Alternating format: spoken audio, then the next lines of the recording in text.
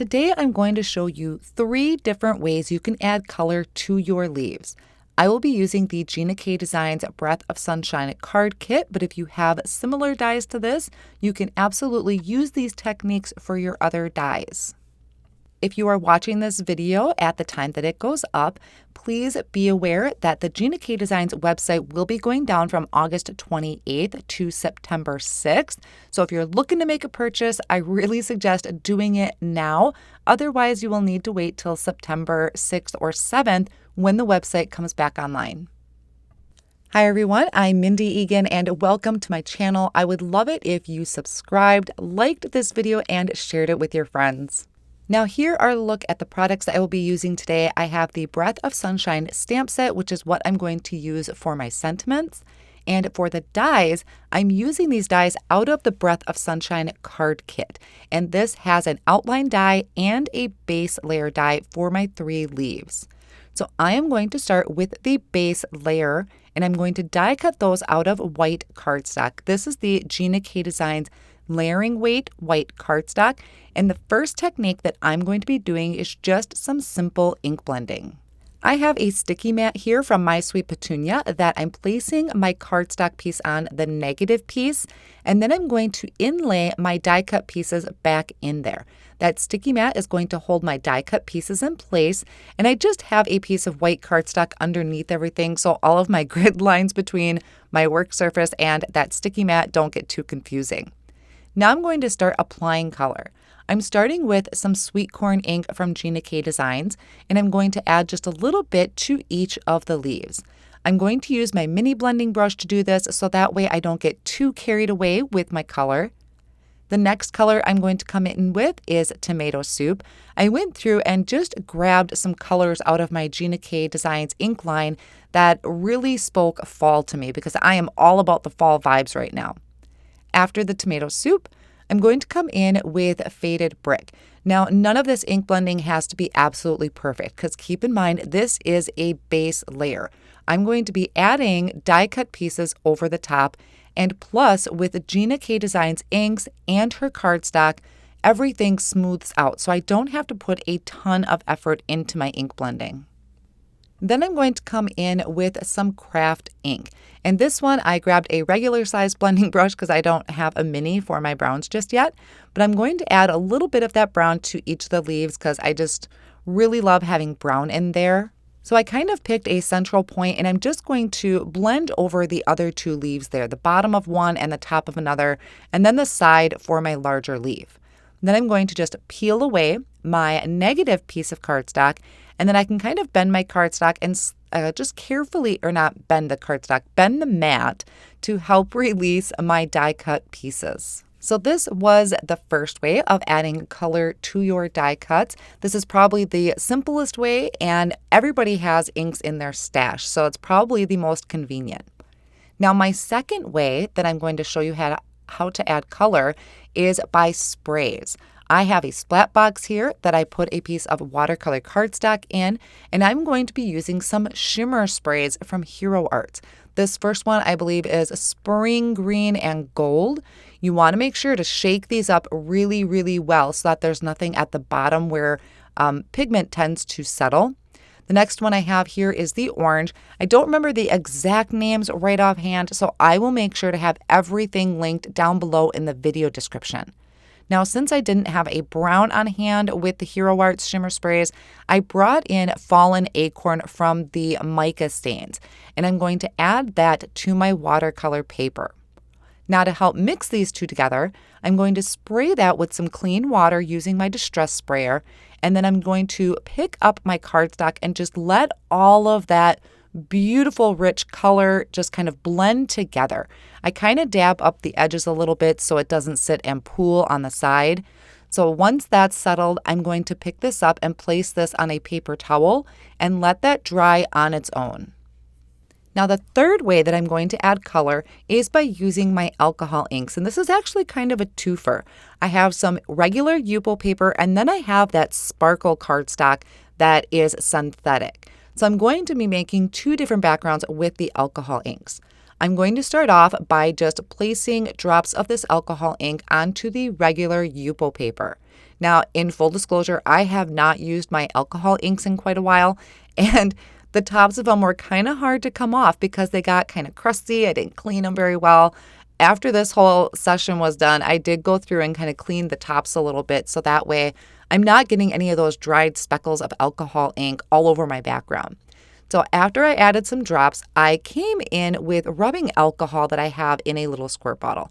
And what happens with rubbing alcohol is that it kind of pulls the color back. They're not as bright and vibrant. I wasn't liking this background at all. So I'm going to come back in with my alcohol inks. Now, once again, I picked out some fall colors. I will have those exact colors listed down below and also on my blog if you're looking for a reference.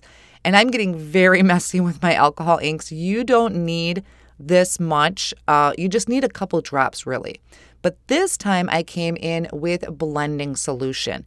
And I have a hairdryer here that's helping me blow all of that together, kind of help mix it up a little bit. And you're going to notice that I have some pooling of the alcohol ink in certain areas. I'm going to let that be for right now. I'm going to pick that background up with some tweezers, set it off on the side for a minute. And now I'm coming in with that sparkle cardstock. Now, once again, I went through and I'm adding just drops of these inks to the background. I will add the blending solution because I was really liking how that was moving the alcohol inks and it kept the vibrancy of all the colors. And then once again, I can take that hair dryer and kind of blow it around. There is a puffer tool that you could use. I just prefer the movement of the hair dryer. There were a couple areas that still had some open spots, so I'm going to come back in with more colors to try and fill those in once again with the blending solution. And you're going to notice some gold speckles in there. And that is the gilded alloy, which I absolutely love adding that to any alcohol piece that I do. I am working on a glass surface, so it's going to catch my alcohol ink.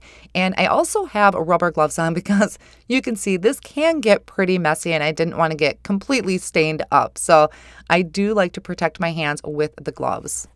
So now I'm going to set this one off on the side. I'm going to bring that other one back. And I mentioned before that there were some areas that were built up of that ink because I have a lot of alcohol ink on here. So I am taking Wild Dandelion, and this is the foiling sheets from Gina K Designs and ThermoWeb, and I'm placing a piece of that over all of those built up areas.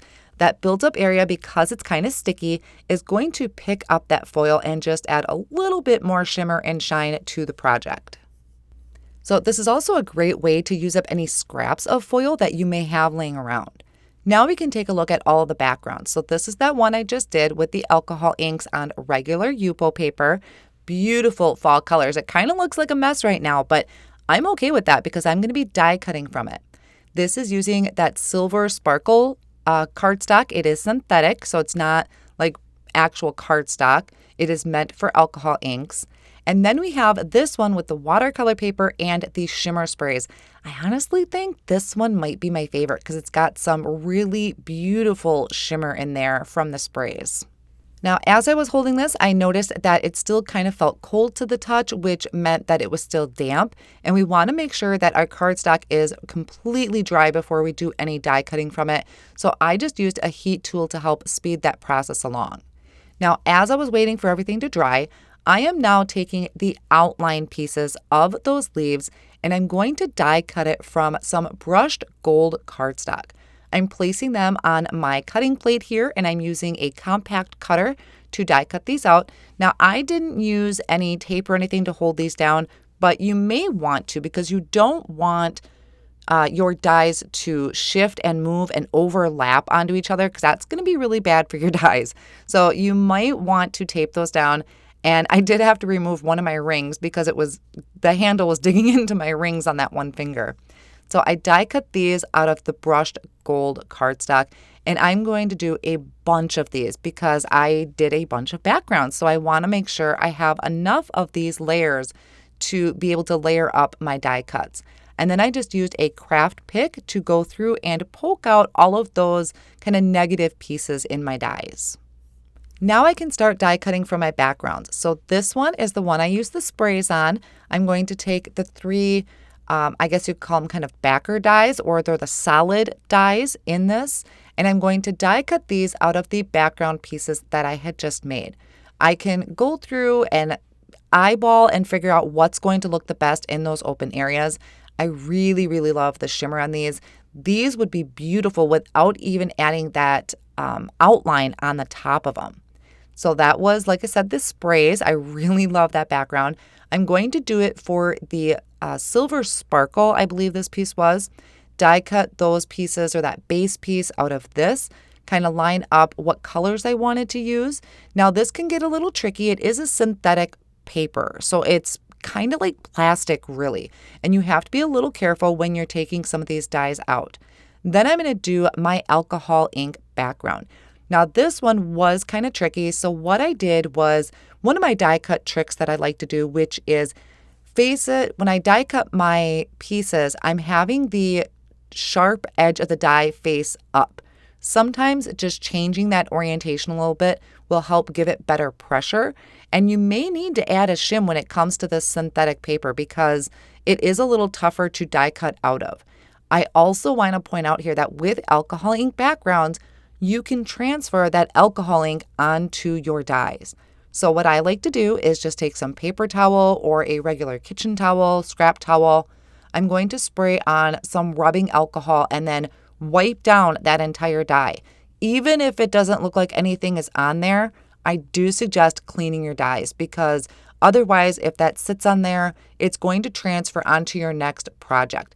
And I also did this with my cutting plates. I went through and sprayed my cutting plates down with the rubbing alcohol and wiped that down. I have all of my background pieces done. I have all of my outlines done. So now I can start layering these up together. I'm using my reverse tweezers, of course, to hold my die, and I'm adding the liquid glue to the very outside edge and then right down the middle of each leaf.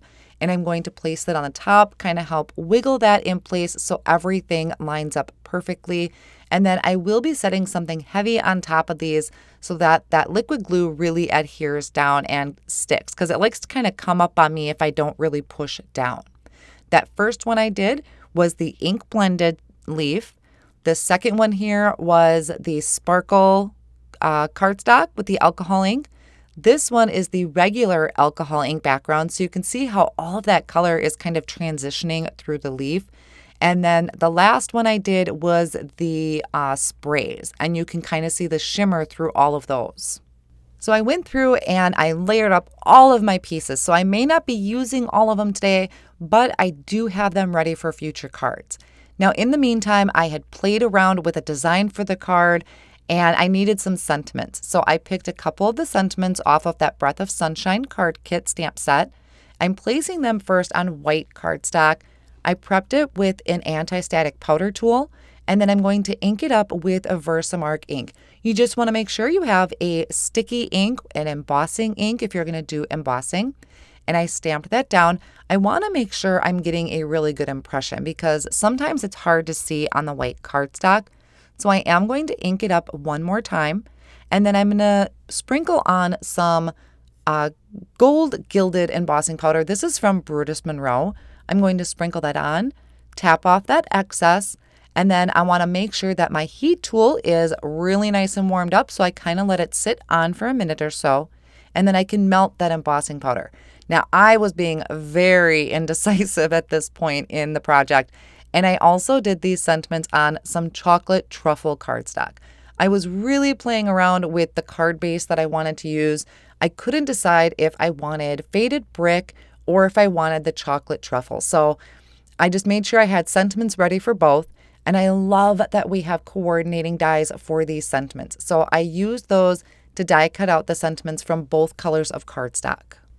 Now I had a basic idea of what I wanted to do with my leaves. I'm using these large, I think they're maple leaves, the larger leaf, and I'm going to scatter them around my background. I'm just adding them on with tape runner so that I have a little bit of that wiggle room. And once I'm satisfied with the placement, then I can really push down. I have a sentiment there as kind of a guide for right now on what I want to do. Once I'm satisfied, I'll go ahead and push that down to secure those to my cardstock. Now, I'm using a couple different master layouts. I will put those at the top of the screen here so you know which master layouts I used. I have the white one here that's got a stitched edge that I added the leaves to. I also die cut one. It's got the scalloped edge around it from Craft Cardstock. Now these are going to layer together perfectly. And then I could flip that one piece of cardstock over to trim off any of my excess leaves. That really did help me when I started visualizing my card, is getting all of that excess out of the way.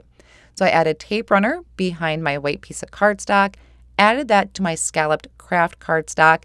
Here, once again, I was getting really indecisive. So I was going back and forth between the faded brick and the chocolate truffle. I think at this point I'm deciding on faded brick and that I wanted to use the white sentiment. So I die cut the white sentiment a couple more times from plain cardstock, layered those together to give me that dimension, and then I can add this to the front of the card using my liquid glue. Now this is the Connect glue that I have in a fine tip bottle. I wanted to add a little bit more dimension to this card, so I'm going to flip this piece over and I'm going to add some foam tape to the back of it. I just decided I need to just commit to one of those card bases, and I decided to go with the faded brick, although the chocolate truffle really did look good too. So after I added my foam tape, I can remove that release paper and center this on the front of the card so I have even margins going around the edge. Faded brick, I don't know, I think was just really fall for me, which is why I fell in love with it. And then to fill in some of those open areas, I'm coming in with some glitter drops in a champagne color, so it's not going to steal away from that brushed gold. And then that's going to finish off my card. Now I know I have a lot of die cut pieces for only creating one card, but I just really loved this. I'm going to save all those pieces for future cards. I hope you enjoyed today's card project. I will have all of my supplies listed down below in the video description and over on my blog as well. And don't forget, if you're watching this currently at current time, that the Gina K Designs website is going to be closed from August 28th to September 6th. So if you like this kit and you don't have it yet, you can head over and grab that. But otherwise, if you're waiting for your kit to come in, hopefully this gives you inspiration to play with. Thanks for joining me, and I'll see you again real soon.